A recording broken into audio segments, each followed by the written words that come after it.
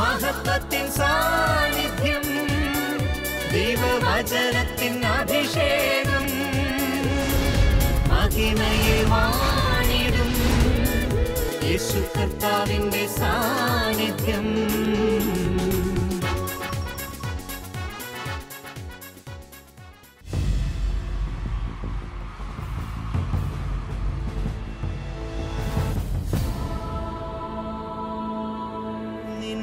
വചനം ധ്യാനിക്കുമ്പോൾ. ഹല്ലേലൂയ. കർത്താവിൽ പ്രിയപ്പെട്ടവരെ, മഹത്വത്തിൻ സാന്നിധ്യം. ഈ ശുശ്രൂഷയിലേക്ക് കടന്നു വന്നിരിക്കുന്ന എല്ലാവർക്കും നമ്മുടെ കർത്താവായ യേശു ക്രിസ്തുവിൻ്റെ കൃപയും സമാധാനവും ആശംസിക്കുന്നു. 119 സങ്കീർത്തനം 18 തിരുവാക്യം. അങ്ങയുടെ പ്രമാണങ്ങളുടെ വൈശിഷ്ട്യം ദർശിക്കാൻ എൻ്റെ കണ്ണുകളെ തുറക്കണമേ. സങ്കീർത്തകനായ ദാവീദിന്റെ മനോഹരമായ പ്രാർത്ഥനയാണിത്. കർത്താവേ, അങ്ങയുടെ പ്രമാണങ്ങളുടെ വൈശിഷ്ട്യം ദർശിക്കാൻ എൻ്റെ കണ്ണുകളെ തുറക്കണമേ. നമ്മുടെ ഹൃദയത്തിൻ്റെ കണ്ണുകൾ തുറന്നാൽ മാത്രമാണ് ദൈവവചനത്തിൻ്റെ മർമ്മങ്ങൾ ഗ്രഹിക്കുവാൻ നമുക്ക് സാധിക്കുകയുള്ളൂ. വലിയ ആഗ്രഹത്തോടെ നമുക്ക് പ്രാർത്ഥിക്കാം. വചനത്തിൻ്റെ മർമ്മങ്ങൾ ഗ്രഹിക്കുവാൻ, വചനത്തിൻ്റെ ശക്തിയാൽ ഞങ്ങളെല്ലാം നിറയപ്പെടുവാൻ കർത്താവേ, ഞങ്ങളുടെ ഹൃദയ ദൃഷ്ടികളെ പ്രകാശിപ്പിക്കണമേ. നമ്മുടെ മനസ്സിൻ്റെ സകല ഭാരങ്ങളെയും, നമ്മെ വിഷമിപ്പിക്കുന്ന വിവിധങ്ങളായ ദുഃഖ ദുരിതങ്ങളുണ്ട്. നമ്മുടെ കുടുംബത്തിൻ്റെ തകർച്ചകൾ, വിട്ടുമാറാത്ത രോഗങ്ങൾ, സാമ്പത്തിക പ്രതിസന്ധികൾ, എത്ര കഷ്ടപ്പെട്ടാലും ഒന്നിലും പുരോഗതിയില്ലാത്ത അവസ്ഥകൾ. പ്രിയ സഹോദര സഹോദരി, നമ്മുടെ സകല വേദനകളെയും കർത്താവിൻ്റെ ബലമുള്ള കരങ്ങളിലേക്ക് നമുക്ക് ഏൽപ്പിക്കാം. ഇത് അത്ഭുതത്തിന്റെ മണിക്കൂറുകളാണ്. അനേകം ആയിരങ്ങളിലേക്ക് തൻ്റെ വചനമയച്ച് സൗഖ്യവും വിടുതലും അനുഗ്രഹവും ആത്മനിറവും കർത്താവ് പകരുന്ന സമയം. നമ്മളായിരിക്കുന്നിടത്ത് എല്ലാവരും ഒരു നിമിഷം എഴുന്നേറ്റ് നിൽക്കുക. നമ്മുടെ മധ്യയുള്ള കർത്താവിന്റെ സാന്നിധ്യം അനുഭവിച്ച് വലതുകരം സ്വർഗത്തിലേക്ക് ഉയർത്തുന്നു. നമ്മൾ ഒരുമിച്ച് സ്വരമുയർത്തി പ്രാർത്ഥിക്കുകയാണ്. കർത്താവായ ദൈവമേ, അത്ഭുതങ്ങളുടെ ദൈവമേ, പരിശുദ്ധാത്മാവിനെ വർഷിക്കണമേ. ദൈവത്തിന്റെ പരിശുദ്ധാത്മാവേ, വചനത്തിന്റെ ആത്മാവായി, കൃപയുടെ ആത്മാവായി, അനുഗ്രഹത്തിന്റെ ആത്മാവായി പതിനായിരങ്ങളിലേക്ക് നിറഞ്ഞൊഴുകണമേ. Hallelujah, hallelujah. കരങ്ങളടിച്ച് ആത്മനിറവോടെ നമ്മൾ ഒരുമിച്ച് പാടി പ്രാർത്ഥിക്കുകയാണ്. ദൈവവചനത്തിന്റെ ശക്തിയാൽ നമ്മുടെ കുടുംബങ്ങൾ നിറയപ്പെടുവാൻ, നമ്മുടെ ജീവിതങ്ങൾ അഭിഷേചിതമാകുവാൻ നമ്മൾ ഒരുമിച്ച് എല്ലാം മറന്ന് കർത്താവിന്റെ തിരുമുഖത്ത് കണ്ണുറപ്പിച്ച് കരഘോഷത്തോടെ നമ്മൾ പാടി പ്രാർത്ഥിക്കുന്നു. പരിശുദ്ധാത്മാവേ വരണമേ, ഇന്നത്തെ ശുശ്രൂഷകൾ അഭിഷേകം ചെയ്യണമേ, ജനലക്ഷങ്ങളിൽ കത്തിപ്പടരണമേ. Come come holy spirit. പരിശുദ്ധാത്മാവേ വേഗം പറന്നിറങ്ങണമേ, ഉന്നതമായ പ്രസാദവരങ്ങൾ ദാസർക്കേകണമേ. ആഗ്രഹത്തോടെ പാടി പ്രാർത്ഥിക്കുന്നു. വരിക വരിക പരിശുദ്ധാത്മാവേ, പതിനായിരങ്ങളിൽ കത്തിപ്പടരണമേ. Hallelujah, hallelujah. ഉന്നതമായ പ്രസാദവരങ്ങൾ ഒരുമിച്ച് വലിയ ആനന്ദത്തോടെ പരിശുദ്ധാത്മാവേ വേഗം പറന്നിറങ്ങണമേ, ഉന്നതമായ പ്രസാദവരങ്ങൾ ദാസർക്കേകണമേ. കാര്യങ്ങൾ ഉയർത്തി അടിച്ചു പാടുന്നു. പരിശുദ്ധാത്മാവേ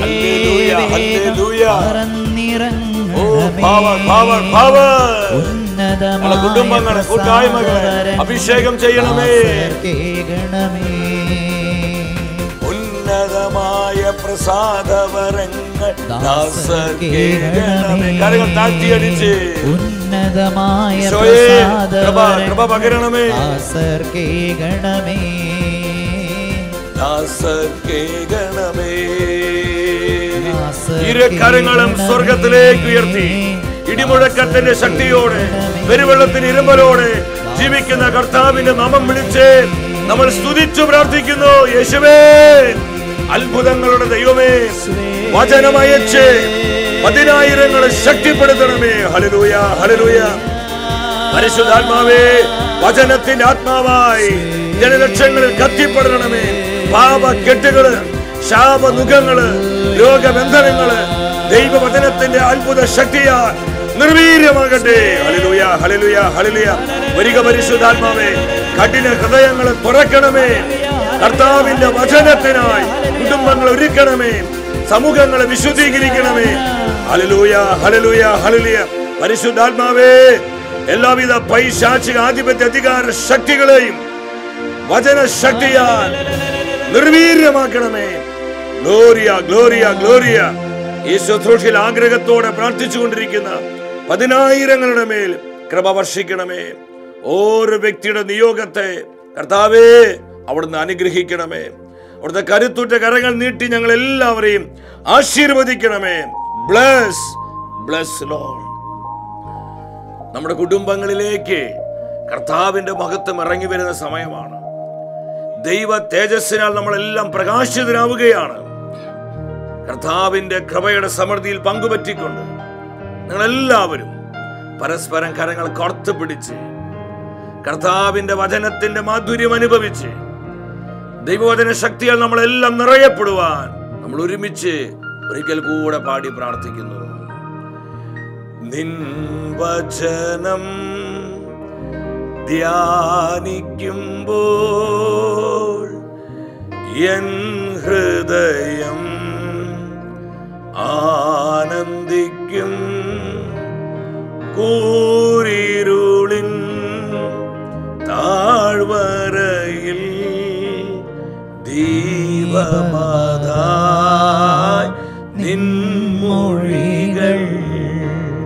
കൂരിരുളിൻ താഴ്വരയിൽ യേശുവേ ദീപമതാ നിൻ മൊഴികൾ. ദീപമതായി നിൻ മൊഴികൾ. വചനത്തിന് അമ്മയായ പരിശുദ്ധ കന്യകാമാതാവേ, ഞങ്ങളെല്ലാവരും ദൈവവചനത്തിൽ വിശ്രമിക്കുവാൻ, വചനത്തിൽ അനുദിനം വളരുവാൻ ഞങ്ങൾക്കായി പ്രാർത്ഥിക്കണമേ. ആമേൻ, ഹല്ലേലൂയ. പ്രിയ ദൈവമക്കളെ, നമ്മെ അഭിഷേകം ചെയ്യുന്ന കർത്താവിൻ്റെ വചനത്തിൻ്റെ മുൻപിൽ പ്രാർത്ഥനാപൂർവ്വം നമുക്കായിരിക്കാം. സാധിക്കുന്ന എല്ലാവരും അല്പസമയം ജോലി തിരക്കുകളൊക്കെ മാറ്റിവെച്ച് സ്വസ്ഥമായി ഈ ശുശ്രൂഷയിൽ പങ്കെടുക്കുക. ഇന്നത്തെ വചന ശുശ്രൂഷയിലൂടെ പരിശുദ്ധാത്മാവ് നമ്മെ പഠിപ്പിക്കുന്നത് ദൈവവചനത്തിൽ വിശ്രമിക്കുക. ദൈവവചനത്തിൽ വിശ്രമിക്കുക. ഈ കാലഘട്ടത്തിലെ സഭാമക്കൾ ദൈവവചന ശക്തിയാൽ നിറയപ്പെടുവാനും വചനത്തിൽ വളരുവാനും പരിശുദ്ധാത്മാവ് ആഗ്രഹിക്കുകയാണ്. എസെക്കിയേൽ പ്രവചനം 3-ാം അധ്യായം 3-ാം തിരുവാക്യം. അവൻ പറഞ്ഞു, മനുഷ്യപുത്ര, ഞാൻ തരുന്ന ഈ ചുരുൾ ഭക്ഷിച്ചു വയറ് നിറയ്ക്കുക. ഞാനത് ഭക്ഷിച്ചു, എൻ്റെ വായിൽ അത് തേൻ പോലെ മധുരിച്ചു. ഈ വചനത്തിലൂടെ ദൈവത്തിൻ്റെ ആത്മാവ് എന്താണ് നമ്മോട് സംസാരിക്കുന്നത്? പ്രവാചകനായ എസെക്കിയേലിനെ കർത്താവ് വിളിക്കുകയാണ്. ഞാൻ തരുന്ന ചുരുൾ ഭക്ഷിച്ച് നീ വയറ് നിറയ്ക്കുക. പ്രവാചകൻ ആ ചുരുള് ഭക്ഷിച്ചുകൊണ്ടിരിക്കുമ്പോൾ തേൻ പോലെ അത് മധുരിക്കുകയാണ്. ദൈവവചനത്തിന്റെ മാധുര്യം ഈ വചനത്തിലൂടെ പരിശുദ്ധാത്മ വെളിപ്പെടുത്തി തരികയാണ്. കർത്താവിന്റെ വചനത്തിൽ ആനന്ദം കണ്ടെത്താനും കർത്താവിന്റെ വചനത്തിൽ വിശ്രമിക്കുവാനും നമുക്ക് കഴിഞ്ഞാൽ നമ്മുടെ ജീവിതം ആനന്ദത്തിൻ്റെയും ആത്മശക്തിയുടെയും ജീവിതമായിട്ട് മാറും. നമ്മുടെ കുടുംബങ്ങളും കൂട്ടായ്മകളെല്ലാം വചനത്തിന്റെ സംസ്കാരത്തിലേക്ക് കടന്നു വരണം. ദൈവവചനത്തിന്റെ മർമ്മങ്ങൾ സ്വീകരിച്ചുകൊണ്ട് അനുദിനം കർത്താവിന്റെ വചനത്തിൽ വേരുറപ്പിച്ച് ജീവിക്കുവാനുള്ള തീരുമാനമാണ് നമുക്ക് എല്ലാവർക്കും ഉണ്ടായിരിക്കേണ്ടത്. 23-ാം സങ്കീർത്തനം 2-ാമത്തെ തിരുവാക്യം നമുക്ക് എല്ലാവർക്കും സുപരിചിതമായൊരു വചനമാണ്. സങ്കീർത്തകനായ ദാവീദ് തൻ്റെ ജീവിത അനുഭവം നമ്മോട് പങ്കുവെക്കുകയാണ്. പച്ചയായ പുൽത്തകിടിയിൽ അവിടുന്ന് എനിക്ക് വിശ്രമം അരുളുന്നു. കർത്താവ് ഇടയനായും നമ്മൾ ആടുകളായി ദാവീദ് അവിടെ ചിത്രീകരിക്കുകയാണ്. തൻ്റെ ആടുകളെ ഇടയനായ കർത്താവ് എവിടെയാണ് വിശ്രമം അരുളുന്നത്? പച്ചയായ പുൽത്തകിടി. ഏതാണ് ഈ പച്ചയായ പുൽത്തകിട്? അത് ദൈവത്തിൻ്റെ വചനമാണ്. വചനത്തിൽ മേയുന്നവരായി നമ്മളെല്ലാം മാറാൻ കർത്താവിൻ്റെ ഹൃദയം കൊതിക്കുകയാണ്. ഞാൻ ആത്മാവിൽ പറയട്ടെ, ദൈവവചനത്തിൽ നമ്മൾ വിശ്രമിക്കുമ്പോഴാണ് യഥാർത്ഥത്തിൽ നാം കർത്താവിനെ കണ്ടുമുട്ടുന്നത്. നമ്മുടെ കർത്താവിൻ്റെ മഹത്വം, നമ്മുടെ കർത്താവിൻ്റെ സൗന്ദര്യം, നമ്മുടെ കർത്താവിൻ്റെ പരിശുദ്ധി, നമ്മുടെ കർത്താവിൻ്റെ ശക്തി, ഇതെല്ലാം വേണ്ട വിധം നമ്മൾ അനുഭവിക്കുന്നത് ദൈവവചനത്തിൽ നമ്മൾ വിശ്രമിക്കുമ്പോഴാണ്. വിശ്രമിക്കുക എന്ന് പറയുന്നതിന് അർത്ഥം എന്താ? നാം വചനത്തിൽ ജീവിക്കുക.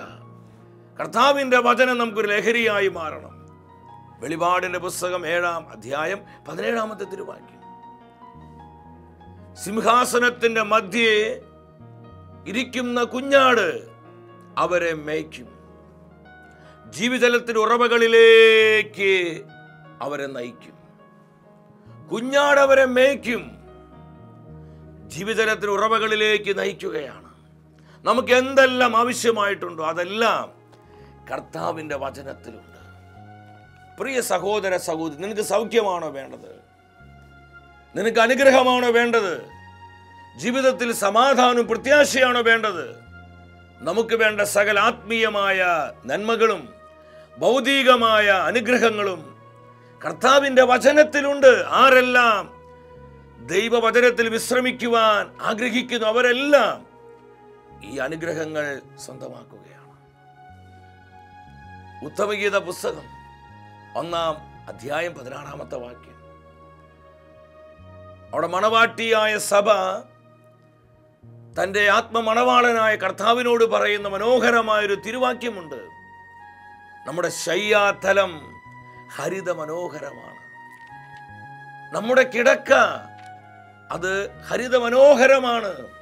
എന്താണ് ഈ വചനം നമുക്ക് തരുന്ന സന്ദേശം? നമ്മൾ വിശ്രമിക്കുന്നത് കർത്താവിൻ്റെ വചനത്തിലാണ്. നമ്മൾ ആശ്വാസം കണ്ടെത്തുന്നത് ദൈവവചനത്തിലാണ്. ആരെല്ലാം കർത്താവിൻ്റെ വചനങ്ങളിൽ വിശ്രമിക്കുന്നുവോ അവരുടെ ജീവിതങ്ങൾ അനുദിനം കൃപയിൽ വളരുന്നു, അഭിഷേകത്തിൽ വളരുന്നു. അവരെ പരിശുദ്ധാത്മാവ് നിയന്ത്രിക്കുകയാണ്. സങ്കീർത്തനങ്ങൾ 36:8 വരാം. അവർ തങ്ങളുടെ ഭവനത്തിന്റെ സമൃദ്ധിയിൽ നിന്ന് വിരുന്നുണ്ട് തൃപ്തി അടയുകയാണ്. കർത്താവിൻ്റെ ഭവനത്തിലെ സമൃദ്ധിയിൽ നിന്ന് വിരുന്നുണ്ട് തൃപ്തി അടയുന്നു. ആരെല്ലാം ദൈവവചനത്തിനായി ദാഹിക്കുന്നുവോ അവരെല്ലാം സംതൃപ്തിപ്പെടുത്തുന്ന ദൈവമാണ് കർത്താവായ യേശു. എസെക്കിയേൽ പ്രവചനം 34:15 വീണ്ടും നമ്മൾ കടന്നു വരിക. ദൈവമായ കർത്താവ് അരുളി ചെയ്യുന്നു, ഞാൻ തന്നെ എൻ്റെ ആടുകളെ മേയ്ക്കും, ഞാൻ അവർക്ക് വിശ്രമസ്ഥലം നൽകും. ഇത് കർത്താവിൻ്റെ ഹൃദയത്തിലെ സ്വപ്നമാണ്. ഞാൻ തന്നെ എൻ്റെ ആടുകളെ മേയ്ക്കും, അവർക്ക് വിശ്രമ സ്ഥലം നൽകും. നമ്മൾ ഓരോരുത്തരും കർത്താവിൻ്റെ വചനത്തിൽ വിശ്രമം കണ്ടെത്തുവാൻ സ്വർഗം ആഗ്രഹിക്കുകയാണ്. നമ്മൾ ശക്തി കണ്ടെത്തേണ്ടത് ദൈവവചനത്തിലാണ്. നമ്മൾ സ്വസ്ഥത കണ്ടെത്തേണ്ടത് കർത്താവിൻ്റെ വചനത്തിലാണ്. നമ്മൾ ആനന്ദം കണ്ടെത്തേണ്ടത് കർത്താവിൻ്റെ തിരുവാക്യങ്ങളിലാണ്. ഞാൻ അവർക്ക് വിശ്രമം നൽകും. ഞാൻ സ്നേഹത്തോടെ ചോദിക്കട്ടെ, കർത്താവിൻ്റെ വചനത്തിൽ വിശ്രമം കണ്ടെത്തുന്നവർക്ക് ലഭിക്കുന്ന അനുഗ്രഹങ്ങൾ എന്തൊക്കെയാണ്? ഒരുപാട് അനുഗ്രഹങ്ങളുണ്ട്. നമ്മൾ എന്തുമാത്രം പ്രഘോഷിച്ചാലും അത് തീരുന്നതല്ല. 2 കാര്യങ്ങൾ ഇന്നത്തെ ശുശ്രൂഷയിൽ നിങ്ങൾ പങ്കുവയ്ക്കാൻ ഞാൻ ആഗ്രഹിക്കുകയാണ്. വെളിപാട് പുസ്തകം 1-ാം അധ്യായം 3-ാം വചനത്തിൽ കർത്താവ് നമ്മോട് പറയുന്നുണ്ട്, ആരെല്ലാം ദൈവത്തിൻ്റെ വചനം വായിക്കുന്നുവോ, വചനം കേൾക്കുന്നുവോ, വചനം അനുസരിക്കുന്നുവോ അവരെല്ലാം അനുഗ്രഹീതരാണ്. ഇതെന്തൊരു വചനമാണ്! നമ്മുടെ ഹൃദയത്തെ ഒരുപാട് സന്തോഷിപ്പിക്കേണ്ട ഒരു വാക്യമാണ്. കർത്താവിൻ്റെ വചനത്തെ ആരെല്ലാം വായിച്ച് ധ്യാനിക്കുന്നുവോ, ദൈവവചനം ആരെല്ലാം ശ്രവിക്കുന്നുവോ, വില കൊടുത്ത് അതനുസരിക്കുന്നുവോ അവരെല്ലാം അനുഗ്രഹീതരാണ്. എൻ്റെ പ്രിയപ്പെട്ടവർ, ഈ സമയം കർത്താവിൻ്റെ ഈ വചനങ്ങൾ നമ്മൾ കേട്ടുകൊണ്ടിരിക്കുമ്പോൾ നമ്മുടെ ജീവിതങ്ങളിലേക്ക് ദൈവാനുഗ്രഹം ഒഴുകപ്പെടുകയാണ്. 119-ാം സങ്കീർത്തനം 165-ാമത്തെ തിരുവാക്യം, കർത്താവിൻ്റെ വചനത്തെ സ്നേഹിക്കുന്നവർക്ക് ശാന്തി ലഭിക്കും, അവർക്ക് ഒരു പ്രതിബന്ധവും ഉണ്ടാവുകയില്ല. സങ്കീർത്തന വചനങ്ങളിൽ എന്നെ ഒരുപാട് സ്വാധീനിച്ച തിരുവാക്യമാണിത്. കർത്താവിൻ്റെ വചനത്തെ സ്നേഹിക്കുന്നവർക്ക് സമാധാനമുണ്ടാകും. 1-ാമത്തെ അനുഗ്രഹം അതാണ്. ദൈവവചനത്തിൽ ആരെല്ലാം വിശ്രമിക്കുന്നുവോ അവർക്ക് ലഭിക്കുന്ന 1-ാമത്തെ അനുഗ്രഹം കർത്താവിൻ്റെ സമാധാനം അവർക്ക് ലഭിക്കുന്നു. ഇത് നമുക്കെല്ലാം ആവശ്യമായിരിക്കുന്നതാണ്, സമാധാനമാണ്. ഏത് ദേശത്ത് കർത്താവിൻ്റെ വചനമായി കടന്നു ചെന്നാലും ആയിരങ്ങൾ കൂടിക്കൂടി പറയുന്നൊരു കാര്യമുണ്ട്, സഹോദര പ്ലീസ് ഞങ്ങൾക്ക് വേണ്ടി പ്രാർത്ഥിക്കണം. ജീവിതത്തിലെല്ലാം ഉണ്ട്, പക്ഷേ സമാധാനമില്ല. പരിശുദ്ധാത്മാവ് വ്യക്തമായി നമ്മളെ പഠിപ്പിക്കുന്നു, കർത്താവിൻ്റെ വചനം നമ്മൾ വായിച്ച് ധ്യാനിക്കുമ്പോൾ ആ വ്യക്തിയുടെ ജീവിതത്തിലേക്ക് പരിശുദ്ധാത്മാവ് ദൈവീക സമാധാനം പകരുകയാണ്. ഒരിക്കലൊരു സ്ഥലത്ത് ഒരു കൺവെൻഷനായി കടന്നു ചെന്നപ്പോൾ ഒരു വലിയ ബിസിനസ്സുകാരനാണ്, ഇഷ്ടംപോലെ പൈസ അദ്ദേഹത്തിനുണ്ട്. എന്നാൽ അദ്ദേഹത്തിന് അടിസ്ഥാന പ്രശ്നം, അദ്ദേഹത്തിനോട് പറഞ്ഞു, ബ്രദർ, 16 വർഷം കഴിഞ്ഞ് എൻ്റെ ജീവിതത്തിൽ ഞാൻ സമാധാനം അനുഭവിച്ചിട്ട് ഞാൻ വല്ലാത്തൊരു പ്രതിസന്ധിയിലാണ്. എനിക്കിന്നെല്ലാം ദൈവം തന്നിട്ടുണ്ട്, പക്ഷേ സമാധാനം അനുഭവിക്കാൻ പറ്റുന്നില്ല. Anxiety attack. ജീവിതത്തിൽ ചെറിയ ചെറിയ പ്രശ്നങ്ങൾ വരുമ്പോൾ അദ്ദേഹം അസ്വസ്ഥനാകും, ഇറിറ്റേറ്റഡ് ആകും. അദ്ദേഹത്തിന് ഒരിക്കലും സന്തോഷത്തോടെ സമാധാനത്തോടെ ജീവിക്കാൻ പറ്റുന്നില്ല. അതുമൂലം കുടുംബം വളരെ കലങ്ങി മറിഞ്ഞിരിക്കുന്ന അവസ്ഥയാണ്. ഞാൻ അദ്ദേഹത്തിനോട് പ്രാർത്ഥിച്ചപ്പോൾ കർത്താവിൻ്റെ ആത്മാവിനോട് പറഞ്ഞു, ദൈവവചനത്തിൻ്റെ ശക്തി നീ പറഞ്ഞു കൊടുക്കുക. ഞാൻ പറഞ്ഞ ഒറ്റ കാര്യം ചെയ്യണം, എന്തുമാത്രം തിരക്കുകൾ ഉണ്ടെങ്കിലും അത് മുടക്കരുത്. അരമണിക്കൂർ എല്ലാ ദിവസവും കർത്താവിൻ്റെ വചനം വായിച്ച് ധ്യാനിക്കുക. ഇപ്പോൾ അനുഭവിക്കുന്ന ഈ പ്രതിസന്ധിയിൽ നിന്ന്, അസ്വസ്ഥതകളിൽ നിന്ന് കർത്താവിൻ്റെ പരിശുദ്ധാത്മാവ് സഹോദരനെ വിമോചിപ്പിക്കും. അദ്ദേഹം ആ നിർദ്ദേശം സ്വീകരിച്ചു. ഓരോ ദിവസവും കർത്താവിൻ്റെ വചനം വായിച്ച് ധ്യാനിച്ച് അദ്ദേഹം പ്രാർത്ഥിക്കാൻ തുടങ്ങി. എൻ്റെ പ്രിയപ്പെട്ടവരെ, ദൈവത്തിൻ്റെ സമാധാനം പരിശുദ്ധാത്മാവ് ആ മനുഷ്യൻ്റെ ഹൃദയത്തിലേക്ക് പകരാൻ തുടങ്ങി.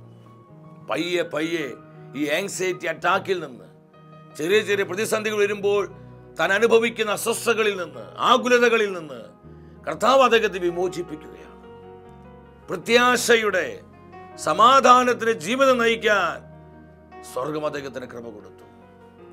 ഇത് ഒരു വ്യക്തിയുടെ മാത്രം അനുഭവമല്ല. ഇന്ന് അനേകം ആയിരങ്ങൾ ഇതുപോലെ അസ്വസ്ഥരാണ്, സമാധാനമില്ലാതെ പലർക്കും ഉറങ്ങാൻ പറ്റുന്നില്ല, ചെറിയ ചെറിയ പ്രശ്നങ്ങൾ അഭിമുഖീകരിക്കാൻ പറ്റുന്നില്ല. ജീവിതം എപ്പോഴും ഒരു ടെൻഷനിലാണ്, സ്ട്രെസ്സിലാണ്. എൻ്റെ പ്രിയപ്പെട്ടവരെ, ഞാൻ സ്നേഹത്തോടെ പറയട്ടെ, നിങ്ങൾ കർത്താവിൻ്റെ വചനം കൈകളിൽ എടുക്കണം. നിങ്ങൾ എവിടെ പോയാലും വിശുദ്ധ ബൈബിൾ നിങ്ങൾ കൂടെ കൊണ്ടുപോകണം. കിട്ടുന്ന സമയങ്ങളെല്ലാം നിങ്ങൾ വചനം വായിക്കണം, വചനത്തിൽ വിശ്രമിക്കണം. അത് നമ്മുടെ ജീവിതത്തിൻ്റെ ഒരു ശൈലിയായി, നമ്മുടെ ലൈഫ് സ്റ്റൈലായിട്ട് ഇത് മാറണം. കർത്താവിൻ്റെ വചനത്തിൽ വിശ്രമം കണ്ടെത്തുക. അവിടെ നമുക്ക് വേണ്ട സമാധാനമുണ്ട്, അവിടെ നമുക്ക് വേണ്ട പ്രത്യാശയുണ്ട്. ഈ മർമ്മം നിങ്ങളൊന്ന് പരീക്ഷിച്ച് നോക്ക്. റിസൾട്ട് പരിശുദ്ധാത്മാവ് നൽകും. അപ്പോസ്തലനായ പൗലോസ് സഭയെ പഠിപ്പിച്ചു. എഫെസസ്കാർക്ക് ഇത് ലേഖനം 2-ാം അധ്യായം 14-ാമത്തെ തിരുവാക്യം. അവൻ നമ്മുടെ സമാധാനമാണ്. നമ്മുടെ സമാധാനം ആരാ? കർത്താവായ യേശു ക്രിസ്തുവാണ്. നമ്മൾ വചനത്തിൽ വിശ്രമിക്കുമ്പോൾ നമ്മുടെ ജീവിതത്തിൽ കർത്താവ് തന്നെ കടന്നു വരികയാണ് സമാധാനമായി. രണ്ടാമത്തെ അനുഗ്രഹം പ്രതിബന്ധങ്ങൾ അതിജീവിക്കാനുള്ള അഭിഷേകമാണ്. 119-ാം സങ്കീർത്തനം 165-ാമത്തെ വചനത്തിന്റെ ആ 2-ാം ഭാഗം.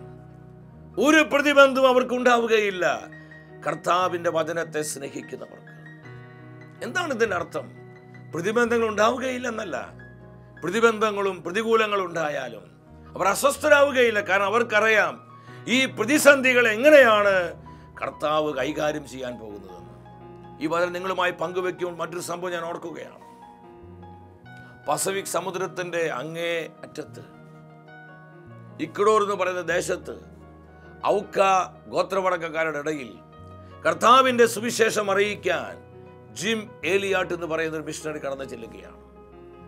അദ്ദേഹം അവരുടെ ഇടയിൽ പ്രവർത്തിക്കാൻ തുടങ്ങി.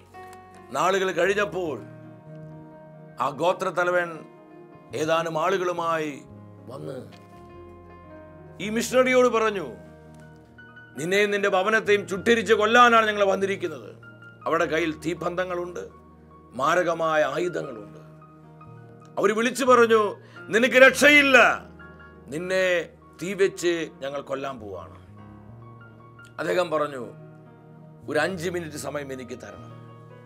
തൻ്റെ ആ കൊച്ചു കുടിലിൽ, ആ കൊച്ചു ഭവനത്തിൽ താൻ പ്രാർത്ഥിക്കുന്ന സ്ഥലത്ത് മുട്ടുമടക്കി അദ്ദേഹം കൈവിരിച്ചു പ്രാർത്ഥിച്ചു. ദൈവത്തിന്റെ പരിശുദ്ധാത്മാവ് ദൈവവചനത്തിന്റെ മർമ്മങ്ങൾ അദ്ദേഹത്തിന്റെ ഹൃദയത്തിൽ പ്രകാശിപ്പിക്കാൻ തുടങ്ങി. പെട്ടെന്ന് കർത്താവിന്റെ ആത്മാവ് 34-ാം സങ്കീർത്തനം 7-ാം തിരുവാക്യമാണ് അദ്ദേഹത്തിന് അകത്ത് പ്രകാശിപ്പിച്ചത്. ദൈവഭക്തന്മാരുടെ ചുറ്റും കർത്താവിന്റെ ദൂതന്മാർ പാളയമടിച്ച് അവരെ സംരക്ഷിക്കുന്നു. ഈ വചനം അദ്ദേഹം ക്ലെയിം ചെയ്ത് പ്രാർത്ഥിക്കാൻ തുടങ്ങി. ഈ വചനത്തിൽ അദ്ദേഹം വിശ്രമം കണ്ടെത്തി. എൻ്റെ പ്രിയപ്പെട്ടവരെ, കർത്താവിന്റെ പരിശുദ്ധാത്മാവ് ആ വചനത്തിന്റെ അത്ഭുത ശക്തി അവിടെ പകരുവാനായി തുടങ്ങി. സമയം കുറെ കഴിഞ്ഞിട്ടും ഒന്നും സംഭവിക്കാതെ വന്നപ്പോൾ ഈ മിഷണറി അദ്ദേഹം പുറത്തിറങ്ങി നോക്കിയപ്പോൾ തീപന്തങ്ങളും മാരകമായ ആയുധങ്ങളും അവിടെയും ഇവിടെ ഇട്ടേച്ച് ഇവരെല്ലാം പോയി കളഞ്ഞിരിക്കുന്നു. എന്താ സംഭവിച്ചെന്ന് ഇദ്ദേഹത്തിന് മനസ്സിലായില്ല. പിറ്റേ ദിവസം അതിരാവിലെ ഈ ഗോത്രത്തലവൻ ഓടി വന്ന് ജിം എലിയാട്ടിനോട് പറഞ്ഞു, സഹോദര, എന്ത് പണിയാ താങ്കൾ ചെയ്തത്? ഒരു വാക്ക് ഞങ്ങളുടെ ആദ്യമേ പറഞ്ഞിരുന്നുവെങ്കിൽ ഞങ്ങൾ ഈ സാഹസത്തിന് മുതിരില്ലായിരുന്നു. താങ്കളെയും താങ്കളുടെ ഈ കൊച്ചു ഭവനത്തെയും ചുട്ടിരിക്കുവാൻ വേണ്ടി ഞങ്ങൾ ഇതിന് തീക്കുളത്തിന് ഒരുങ്ങിയ സമയത്ത് ഞങ്ങളെക്കാളും അതിശക്തരായ മനുഷ്യർ ഈ ഭവനം വളഞ്ഞിരിക്കുന്നതായി ഞങ്ങൾ കണ്ടു. ഞാൻ വിശ്വസിക്കുന്നു അത് കർത്താവിന്റെ ശക്തരായ ദൂതന്മാരാണ്. സങ്കീർത്തനം 34:7 അദ്ദേഹം വിശ്വാസത്തോടെ ക്ലെയിം ചെയ്ത് പ്രാർത്ഥിച്ചപ്പോൾ ആ വചനത്തിന്റെ പവർ പരിശുദ്ധാത്മാവോട് വെളിപ്പെടുത്തുകയാണ്. എന്താണ് ഈ സംഭവം നമുക്ക് തരുന്ന മെസ്സേജ്? ആരെല്ലാം ദൈവവചനത്തിൽ വിശ്രമിക്കുന്നുവോ അവർക്ക് പ്രതിബന്ധങ്ങളെ, പ്രതിസന്ധികളെ, വെല്ലുവിളികളെ അതിജീവിക്കുവാനുള്ള കരുത്ത് ലഭിക്കുന്നു. ജെറമിയ പ്രവചനം 17-ാം അധ്യായം 7-ാം തിരുവാക്യം.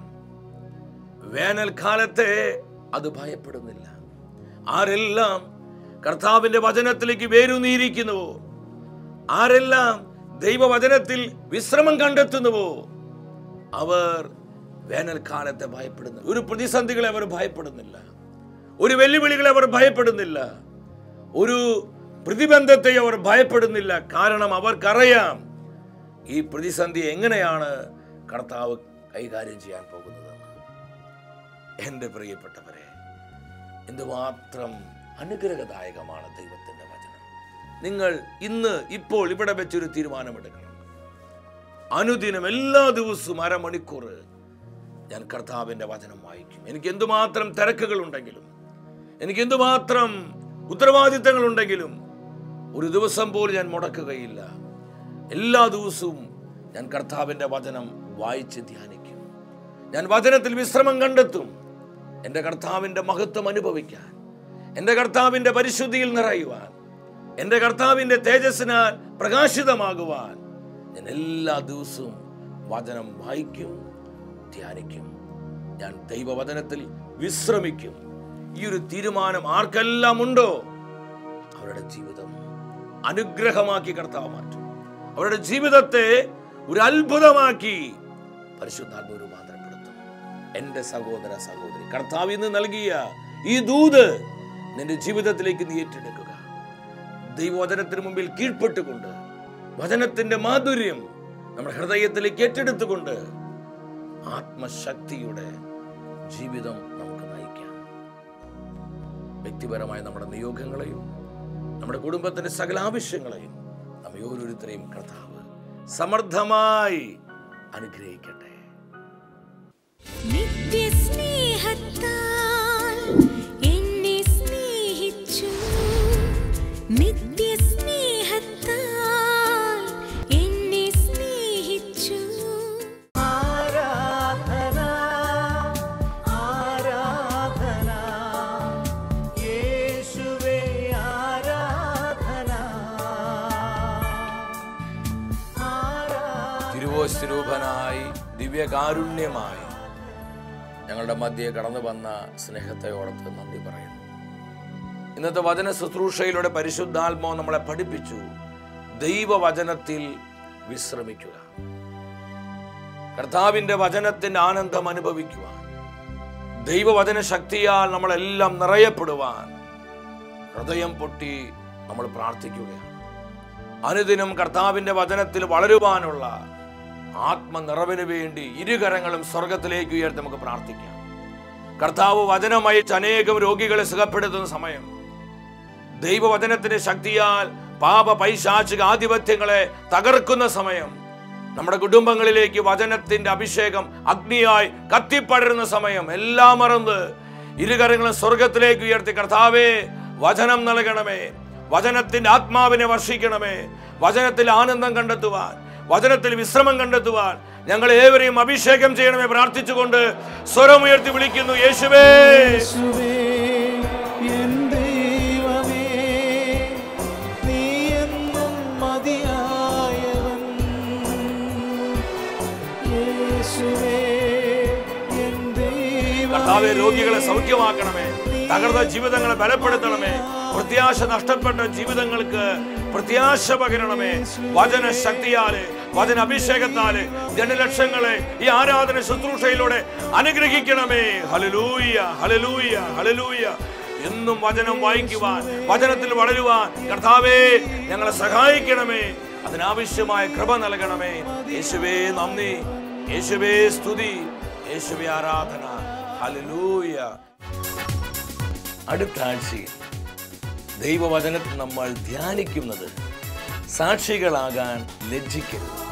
പ്രാർത്ഥിച്ചൊരുങ്ങി ഈ ശുശ്രൂഷയിലേക്ക് നമുക്കെല്ലാവർക്കും കടന്നു വരാം.